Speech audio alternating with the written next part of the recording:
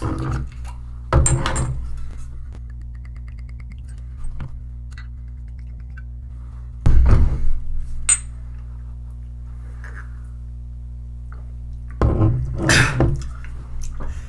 Tucker, do you know what shots on the Curse of La Llorona have in common? They're both difficult to get through.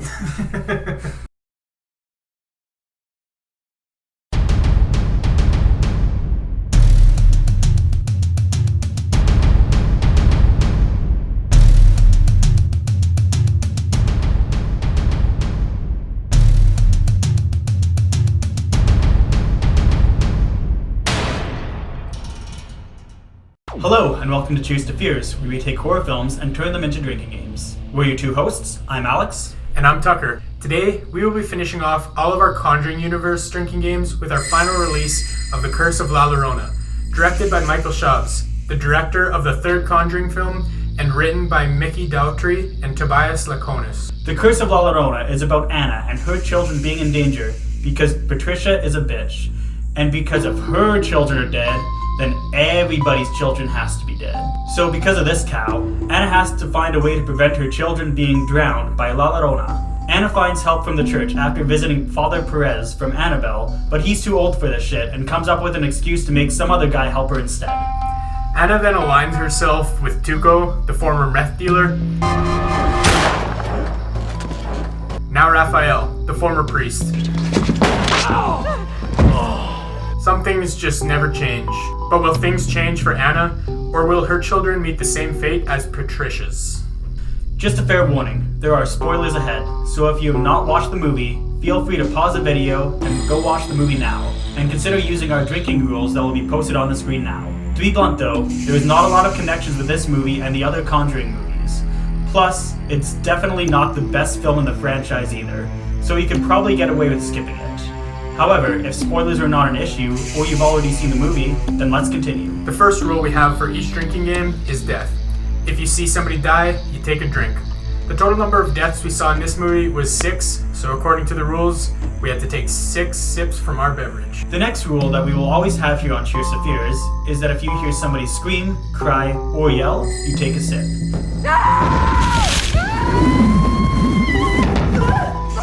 In The Curse of La Llorona, we had to drink 30 times because of this rule. Rule number 3, that will work for a lot of horror movies, is that you drink if you witness a jump scare on screen. In this movie, we counted a total of 13 jump scares.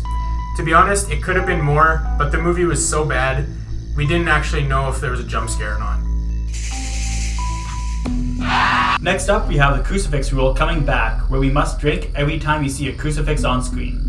This rule did not try to kill us this time around in comparison to some of the other Conjuring Universe movies, considering it only resulted in us taking 9 sips. So we brought it back for this movie. These next set of rules are specifically made for The Curse of La Llorona. Starting with, you must drink whenever you hear somebody say La Llorona. We caught people saying her name 12 times, so we took 12 sips. La Llorona. The next rule that gave us 13 drinks is you must take a drink when La Llorona appears. This not so coincidentally appeared the same number of times for each jump scare we had. Rule number 7 is that you are required to take a drink whenever you see a body of water. For this rule, we decided, since La Llorona's main gimmick is that she likes to drown people, we only counted the bodies of water that are big enough to drown people in. This resulted in 8 drinks. However, if you would like to play this game on hard mode, be our guest and drink for any time you see water on the screen. Another rule we added for this game is you are required to take a sip whenever you hear any pluralized version of any children. Some examples we heard is boys, sons, or children. Searching for children to take their place. But remember, only pluralized versions, not names or singulars. For this rule, we took 10 drinks. For this next rule, you have to take a swig each time that Anna's deceased husband is brought up. This rule gave us a nice and even 10 drinks. Because her husband isn't dead. And finally, we have come to the last rule. Since this movie is based around Spanish folklore, we found it appropriate to make a rule stating you must drink each time you hear somebody speak in Spanish. Mama, Bartolo. For this last rule, we had to add 15 more sips to our total. And that does it for all the rules for The Curse of La Llorona. The total number of drinks for this movie, by our count, comes to 126 sips, which is the equivalent of drinking just slightly under 4 standard 12-ounce cans. That number is based off of our 30 sip per can scale, and we must apologize that we made people watch this movie without giving them more alcohol to make the movie more bearable. In saying that, though, I'd recommend watching it with whenever you see water, not just whenever you see a body of water that you're able to drown somebody in. Yeah. If you want to make it harder on yourself, definitely do that way. Yeah. Honestly, we probably could have drank more to this movie just to help forget about it. And hell, we even drank before we reviewed it. I guess the other part is that we don't generally want to go over 10 rules. I know we started to during Saw, we went over 10, but we stopped afterwards. I feel like it's just easier to have 10 a nice, even flat number. In saying that, there were some rules that we didn't add, such as whenever there's black goo or glass breaks. These all happen less frequently than the other rules that we had implemented anyways, so we tried. Yeah, and like you said, if we went over 10, it kind of makes you focus a lot more on the rules rather than the movie. Yeah. And like with 10 even, it's still like you gotta keep remembering what the rules are, so even with 10, it can maybe take you out. So like if we go even more than that, it definitely takes you out of the movie. So we want to try to avoid that as much as possible. So my main complaint is that it was pretty much just another Nun, but with no atmosphere. It's pretty much just a shittier haunted house movie, which the Conjuring universe has beat to death like a dead horse. So yeah, that's the main example. This movie takes place in a middle-class house, whereas The Nun, for instance, takes place in a beautiful castle with a lot of scenery. Yeah, and the thing that made the haunted house movies that were beaten to death from The Conjuring is the Warrens were involved in it, and like, granted, in real life, nobody likes the Warrens, but at least their movie form, they're likable characters, and they kind of made the movies what they are. Oh, definitely. Which is the main problem I have in this movie, is we were very disconnected from the characters, like with Anna, for example. Yeah, so Anna's only trait is she has a dead husband. And the problem with that is her and her dead husband, they have no chemistry, which is fair if he's dead. If you don't want to show him in the movie, that's fine. But there was very few times where she actually like connects. Like you see her looking at a picture and crying, but she's never like, oh yeah, I remember when we went here on our first date or something like that. Something to actually like tell the audience like that they were there at one point, they were in love, and she really misses him. And like if they would have just spent a little bit of time doing some character development in, especially with Anna's case, it would have helped the movie a lot. And maybe it wouldn't have been as unbearable if some likable characters were involved, but yeah, they didn't do a whole lot to help their case with that one. As for characters that I kind of liked, I liked Raphael. He was basically the comic relief, like the whole like ta-da, that kind of thing in there. We're using everyone as bait. I found that hilarious. Yeah. His only real thing is that he used to be a priest and he's not a priest anymore, but he still believes in God. Yeah. But there's not a lot moving forward with him. I like him as comic relief, but that's all he is. Yeah, exactly. There's no real character arc with him, and like you said, he's just there for comic relief, and it works for that, but you can't just rely on that for good characters. So Yeah. one character that I really hated, because she's just super unlikable in the movie, is Patricia. Oh, 100%. She, in my opinion, was the worst part of the movie. Oh yeah, definitely. They tried to give her a redemption moment in the end, but because she was so far off in the deep end, it just made me more upset because she didn't commit to her hatred. Yeah, it's like she kind of took the place to try to be another villain in the movie, but then she just backed out, and it pissed me off. It's like if you want to go one way with a character, make them do that. Don't try to do some shitty redemption arc. Yeah, the redemption arc kind of felt really sudden and just not genuine at all. So I guess there was another part in the movie where Anna was debating with Patricia to try to like kind of leave her sons alone, but she does it in such a poor way that Patricia at the time doesn't feel remorseful. She's like, I have no idea what you're going through. Where she could have tried to like sympathize with her and be like, I know what you're going through because I lost my husband recently. But she doesn't do that. Don't know why. Almost killed her children because of it. Yeah. What we've learned is Anna's a horrible debater. Pretty much. That's what it boils down to. So in this movie, Anna goes to Father Perez for help, and he just thinks about the last time he tried to help somebody, which was in Annabelle, the first one, where he kind of just got thrown off the staircase there. So that was the last time he tried to help somebody with supernatural problems. So he's just like, fuck no, go to this guy instead. I don't want to help Yeah, him. he's just like, it's getting kind of late, and it's gonna maybe be 2 or 3 weeks wasn't able to help. Sorry. Yeah. This guy might be able to help. Go to him. Bye. Yeah. And one point that we should probably make, just because we made it in the last episode we just did, La Llorona, the nun, Bride in Black, they all have the same look. It's getting super unoriginal. Oh, yeah. I know James Wan wasn't a part of this one, but because it's part of the Conjuring universe, you'd think they'd have something with a different look. I don't know. It's just really getting overdone now. Yeah. It's the way that Bathsheba's very plain Jane, and same with, I guess, Bill Wilkin. Both those characters are just so boring. But those are the exciting ones, because everything else has been done to death. Yeah, well, and those are the exciting ones just because it's, yeah, like you said, it's not been overdone, but it also, like, there's a backstory behind them.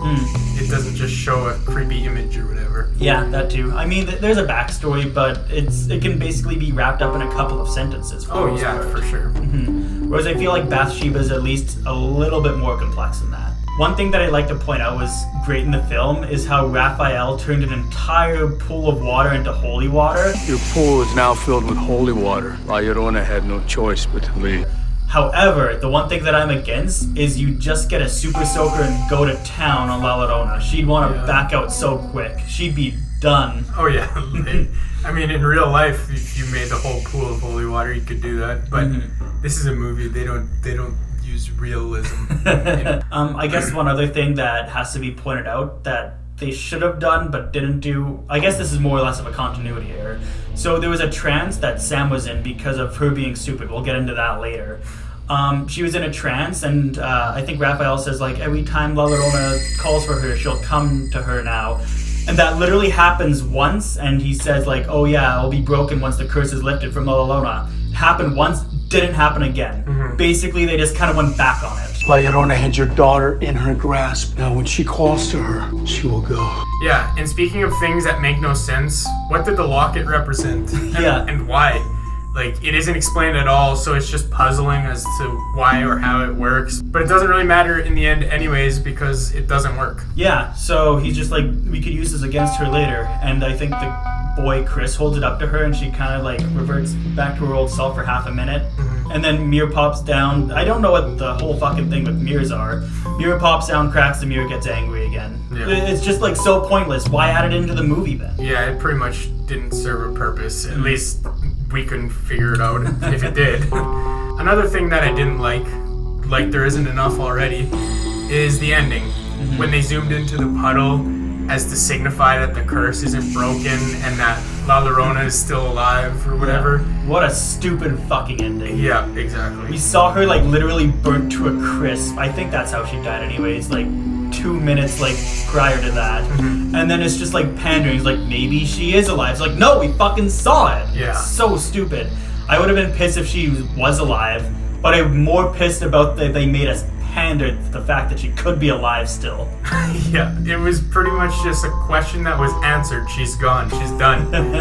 But no, they had to leave it on that ominous little ending. Or is she? Yeah, it's like such a stupid cliche trope that is used, and it's just cheesy, really. So it's probably not even worth asking, but I'll ask you anyways. What were your overall thoughts on this movie? I hated it. Yeah. There were very few things to like about the movie. You could debate the acting from Raphael, maybe. Yeah. Other than that, like, everything was bad. The characters especially were stupid, and we have quite the segment here for Darwin Awards today. Yeah. So yeah, that brings us to the Darwin Awards ceremony, where we award one not-so-lucky nominee the Darwin Award. This award goes out to the character who made a stupid decision that resulted in them getting killed, somebody else getting killed, or simply resulting in something bad happening that could have easily been avoided. This award can also be given to a character who is just plain dumb. Here are the nominees. Today's first nominee is Raphael for using the family as bait. To be fair, his plan did work, and he did banish La Llorona from the house. But that's all he did. He didn't kill her or anything, he just used them as bait only to deal with the situation at hand temporarily. Next up to try and win the Darwin Award is Patricia for asking La Llorona to do the good old kid switcheroo, which is a bad trade considering her kids are already dead. What made her think that La Llorona has the power to bring children back to life if all she ever is known for is killing them? Also, the bitch straight up shot somebody, which would draw the police over, and they would likely arrest her for attempting to kill somebody. Subtlety is not Patricia's strong suit, and hopefully she spends the rest of her days locked behind bars and childless to help remind her of that. One more point to make about her is that she had the children locked in a closet when social services came. The third nominee today is Sam for wanting to grab her dolly, despite knowing that it might cost her life.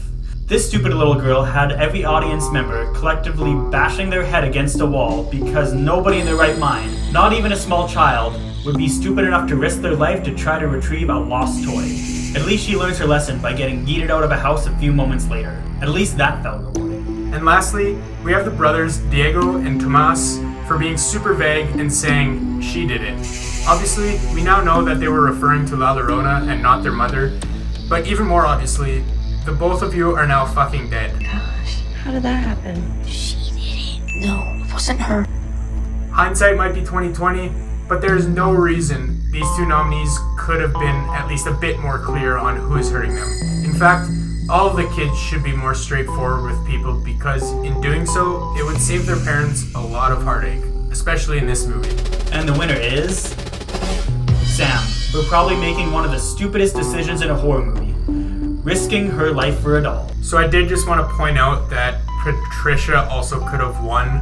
She was so dislikable because of not only her idiotic and questionable hatred, but also her stupid decisions in the movie. Like in almost any other Darwin Awards ceremony, she probably would have won 9 times out of 10. Oh, definitely.